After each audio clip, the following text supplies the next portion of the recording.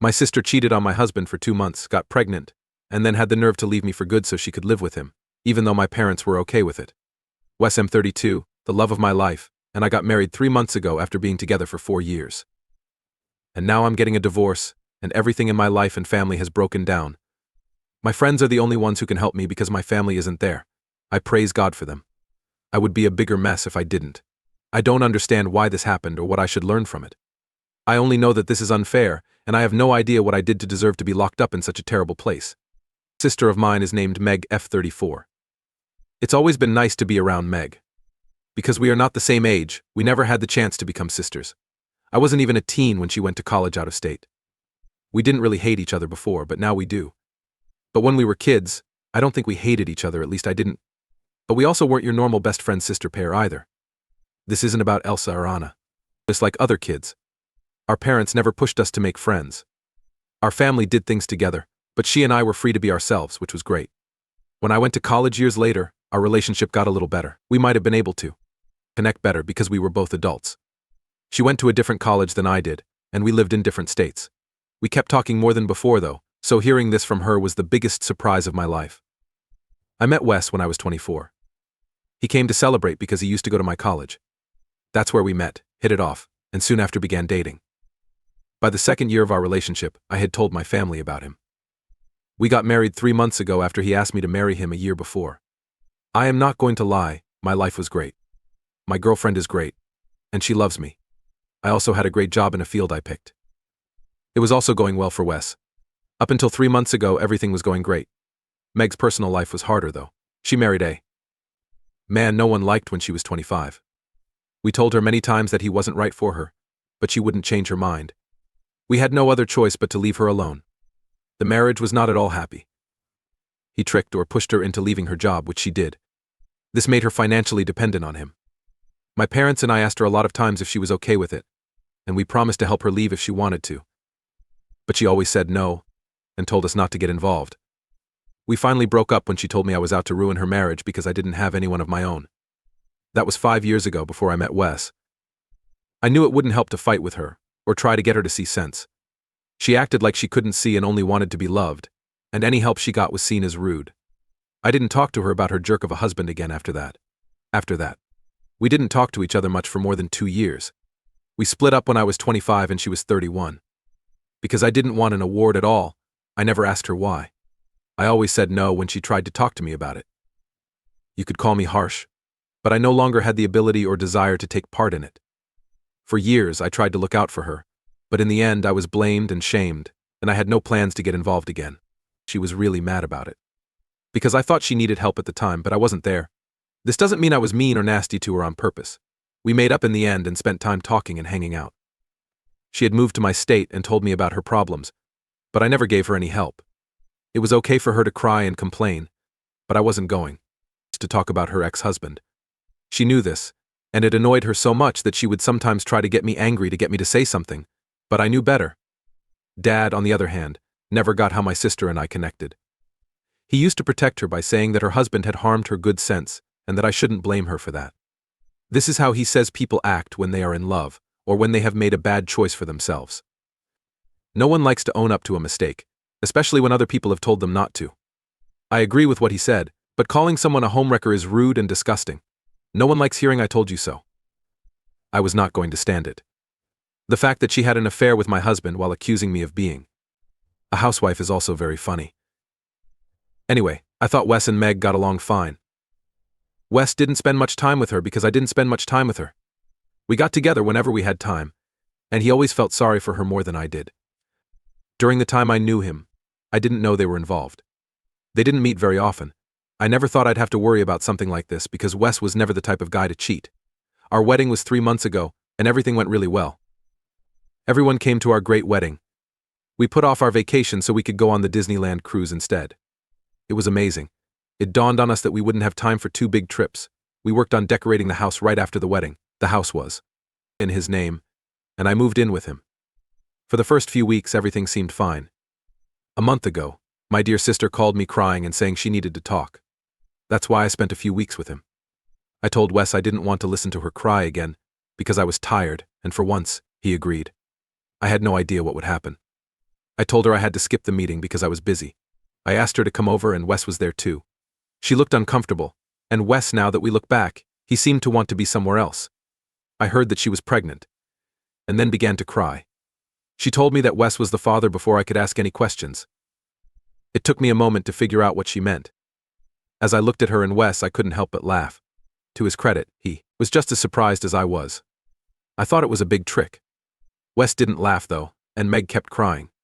When I asked Wes what was going on, he said in a whisper, "You can't be pregnant." When I asked him what he meant, Meg cut me off and said they had slept together a month before. She was also sure that Wes was the father. For 1 minute, I swear I couldn't think straight. I stared at her like a deer caught in the headlights. When she didn't answer, I turned to look at Wes.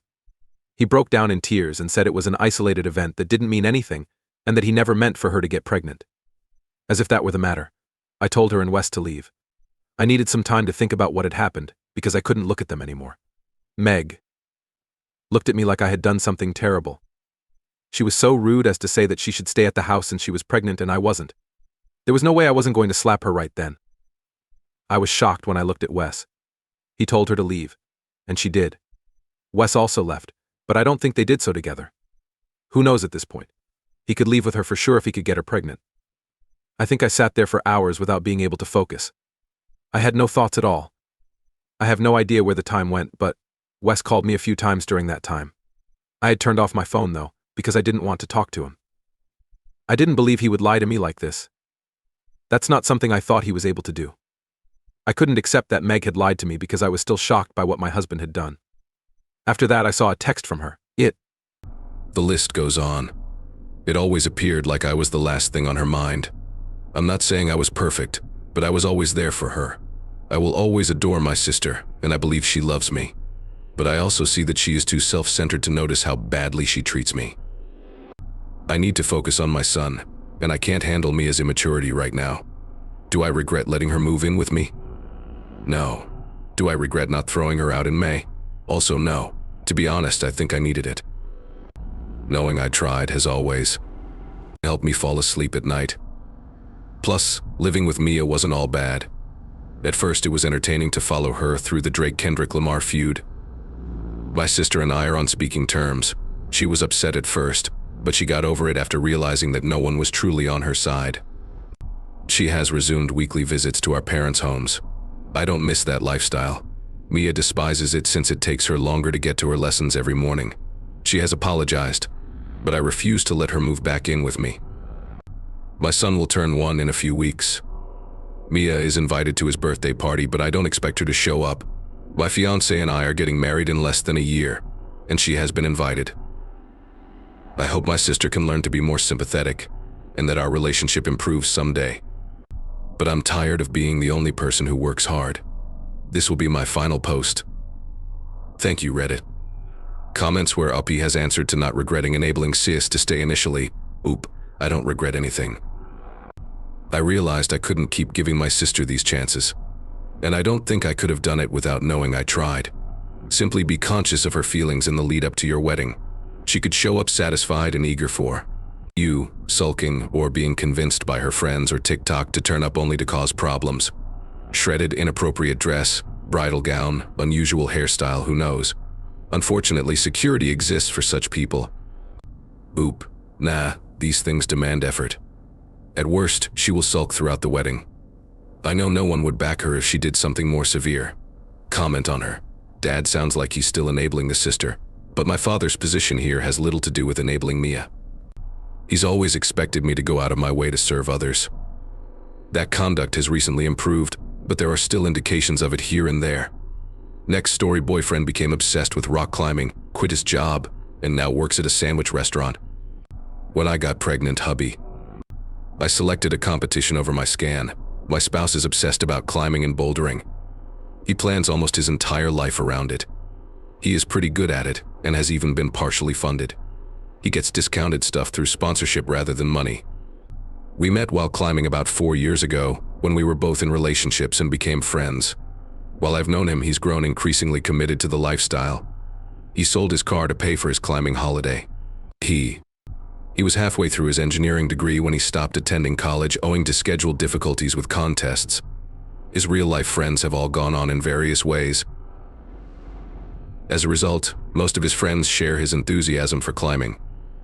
He still had other hobbies and a regular salary when we moved. I worked for the government and was offered a promotion if I relocated to the West. My girlfriend was joyful and supportive. We decided to take a gamble, accept the position, and move in together. The new job required considerable changes. I'm on call most weekends, so my opportunities for highly competitive climbing are limited. I'm having my hair tested, so no more fun with drugs. Some days I have to go to several job places, so I won't get home until after midnight. Overall, the job was fantastic. It's relaxing and pleasurable, and the results are fantastic. I'm so glad I took the plunge.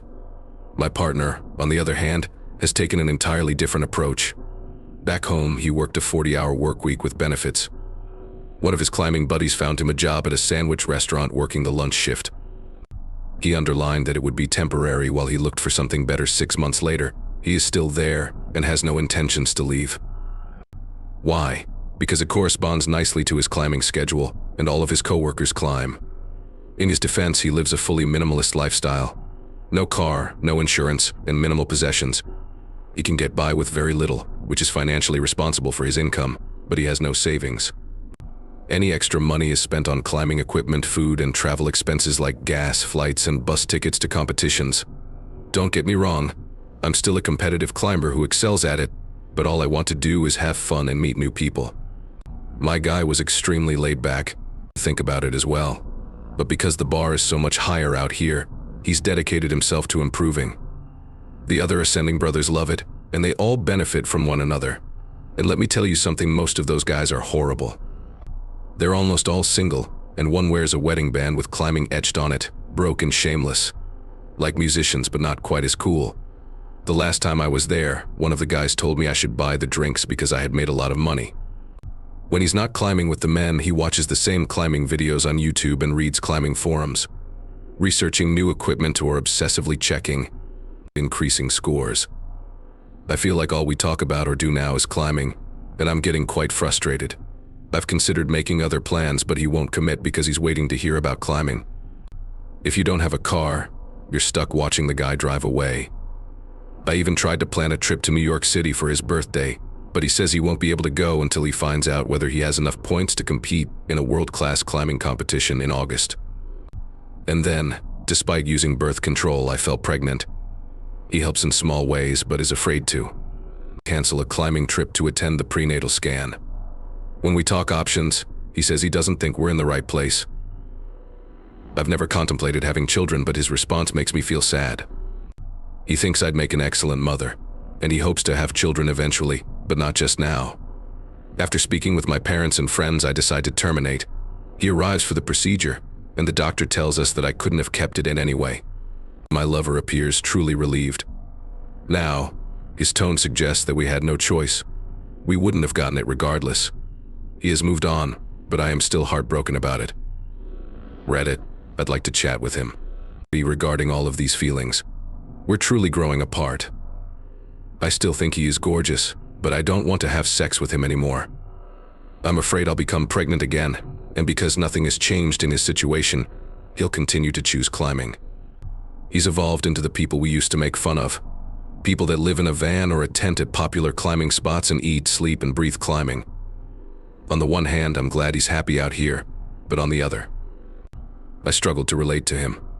It looks that something we used to have in common has become somewhat contentious. My parents are furious because he informed them before we went that he was dedicated to creating a future together, and they don't understand why he's backsliding. I don't. I told him last month that I didn't want to hurt his feelings, but I thought his lifestyle was a little disappointing. He vowed to hunt for another job, but he hasn't even tried. In the climbing mansion, there is an ancient house nearby that houses 6 climbing men. A room is opening up. I'm seriously considering asking him to move out and live with his friends. However, the other night he told me he was really pleased with us and wanted to discuss the future. I am so bewildered. I love and want to help him, but his lack of motivation is a huge turnoff. How can he consider the future when his only aspirations are this mad sport, which could end if he injures himself? How can I approach him about this without becoming too personal?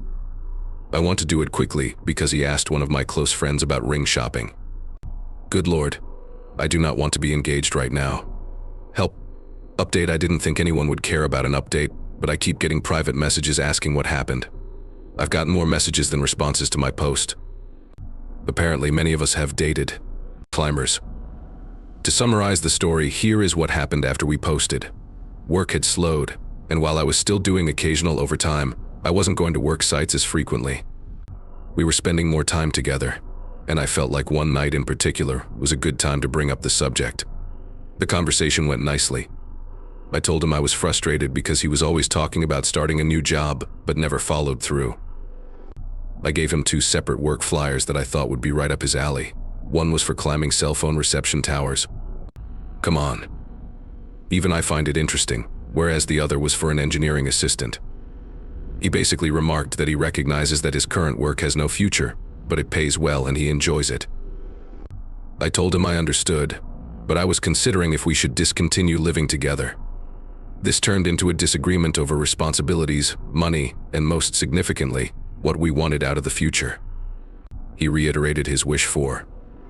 He wants to have children and marry, as well as express his great love for me, but he doesn't want to right now. I asked him what would happen if I became pregnant again, and he said it was highly unlikely. When I told him I thought he had set climbing as his first aim, he scoffed and suggested I was exaggerating. I unlocked the closet door and pulled out all of the camping gear he had purchased before we arrived here, all of which still had tags attached. Unless I've already used it. He hasn't gone on such trips because he's been climbing. This represents hundreds of dollars in useless equipment over an 8-month period. I pointed at his filthy mountain bike. He said he did not possess a car. How about the Frisbee golf bag in our storage container? He did not have time. At this point, I simply started crying. We used to enjoy and engage in all of these activities together. I feel like an idiot. I tell him that I understand his situation and want him to be happy, but I'm going to start looking for another place. We have a little more than a month left on our lease, so we can leave in peace. He looked quite upset. He only says, "If that's what you want, I found Anne." I am moving out of my flat in a week. Things have been cordial enough. We share a studio, he has the bed, and I sleep on a camping cot in the closet. Hey, it eventually got some use. He claims to be moving into the climbing house temporarily. My parents are concerned that I am falling apart, yet I am fine. Sad, but okay. I still care about him, but I've learned that the majority of the stress in my life was created by the effort I was putting into our relationship. Maybe it will sink in when we finally part ways. So there you have it.